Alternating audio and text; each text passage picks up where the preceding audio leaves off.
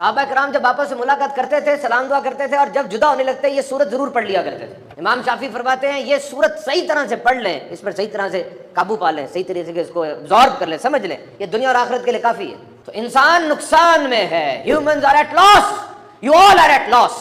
قرآن نے واضح طور پہ بتا دیا تم نقصان میں ہو۔ انسان نقصان میں، ہر انسان، حاکم، غلام، بادشاہ، غریب، عورت، مرد، سیٹ، ملازم، سارے انسان اس میں ہیں۔ You all are at loss، تم سب نقصان میں ہو۔ اور خسارہ کہا گیا یہاں پہ، خسارہ، نقصان اور ہوتا ہے، خسارہ اور ہوتا ہے۔ نقصان کا مطلب ہے نفع میں کمی، تمہیں پہلے 20 لاکھ نفع ہو رہا تھا، اب تمہیں 2 لاکھ ہو گیا تو یہ نقصان ہے، یا نفع ہی 0 ہو گیا تو یہ بھی نقصان ہے۔ خسارہ، your whole capital has been destroyed، تم بینکرپٹ ہو گئے، ختم ہو گئے، یہ خسارہ ہوتا ہے، بڑی بات ہوتی ہے یہ۔ اور یہاں پر کسی مال کے خسارے کی بات نہیں کی جا رہی، یہاں پر کسی صحت کے خسارے کی بات نہیں کی جا رہی، یہاں زندگی کے خسارے کی بات کی جا رہی ہے۔ قسم کھا کے بتایا کہ تردد نہ رہے تمہیں، شک نہ رہے تمہیں اس بات میں کہ تم خسارے میں ہو۔ سورہ اثر میں آیا خسارے میں ہیں سارے لوگ لیکن وہ نہیں جو یہ 4 صفات جن کی ہیں۔ نمبر 1 وہ جو ایمان لائے، اللہ پر ایمان لائے۔ آپ انجینئر ہیں، آپ ڈاکٹر ہیں، آپ فائنانس آفیسر ہیں، آپ بزنس مین ہیں، آپ فورن آفیسر ہیں، جو بھی ہیں، آپ کی بیسک آئیڈینٹی یہ ہے کہ آپ ایمان والے ہیں۔ یہ جو ایمان والی شناخت ہے اس کو دہراتے رہا کریں، کلمہ شریف پڑھتے رہا کریں، یاد رکھا کریں کہ میری یہ شناخت ایمان والی ہے۔ کنیکشن تو مضبوط کرے نا۔ دیکھو میری بات غور سے سننا، اگر تمہیں بے سکونی ہے، اگر تمہیں ٹینشن ہے، تو جس جگہ رہ رہے ہو اور جس کے ساتھ رہ رہے ہو چھوڑ دو اس کو تھوڑی دیر کے لیے۔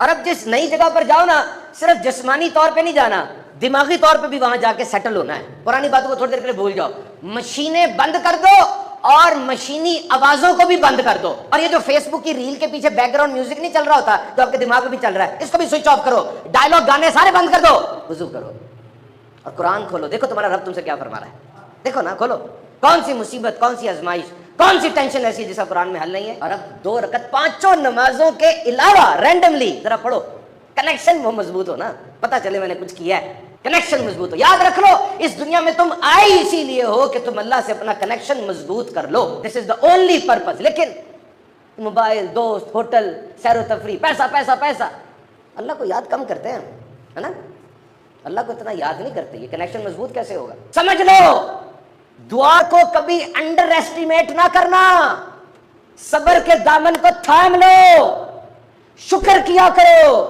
خدا کی قسم وہ جانتا ہے، جو چیلنجز کا تمہیں سامنا ہے وہ جانتا ہے، جو آزمائشیں تم سہ رہے ہو اس کے پتہ ہے، اندھیرے میں جو تم روتے ہو اسے ان آنسوؤں کا بھی پتہ ہے، وہ تمہیں تم سے بہتر جانتا ہے۔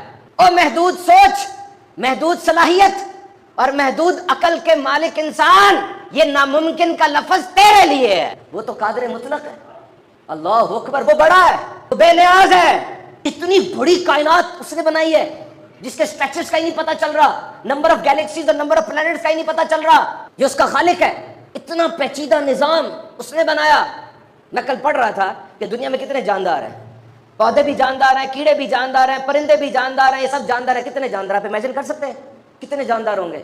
20 کوانٹلین، یعنی 20 کے آگے 30 زیرو لگیں گے پھر، اور حیران ہو جائیں۔ ایک لمحے کے لیے ذرا میری بات پکڑنا، ایک لمحے کے لیے پکڑنا، یہ جتنے جاندار میں نے بتایا آپ کو 20 کوانٹلین، سمجھ سے بھی باہر ہے۔ ان سب کے گھر بچہ پیدا ہوتا ہے، ان سب کی نسل آگے بڑھتی ہے، جو بچہ پیدا ہوتا ہے نا آنکھ کھولتا ہے، یہ سب اللہ کے علم میں ہے۔ اور جتنا پودا زمین سے سر اٹھاتا ہے اللہ کے علم میں ہے، جو قطرہ پانی کا آسمان سے زمین پر آتا ہے ایک ایک قطرہ اس کے علم میں ہے، جتنی سورج کی روشنی آسمان سے اوزون سے چھن کے زمین سے ٹکراتی ہے ایک ایک ذرہ اس کے علم میں ہے۔ تم کہتے ہو ناممکن، تم طریقے ڈھونڈتے ہو، تم محتاج ہو گئے اس کے۔ یقین کرنا، مجھے بتانا کیا ایسا ہوتا نہیں ہے کہ بالکل ہمارے نزدیک بات فارغ ہو چکی ہوتی ہے، اچانک چیزیں سیٹ ہونے لگ جاتی ہیں۔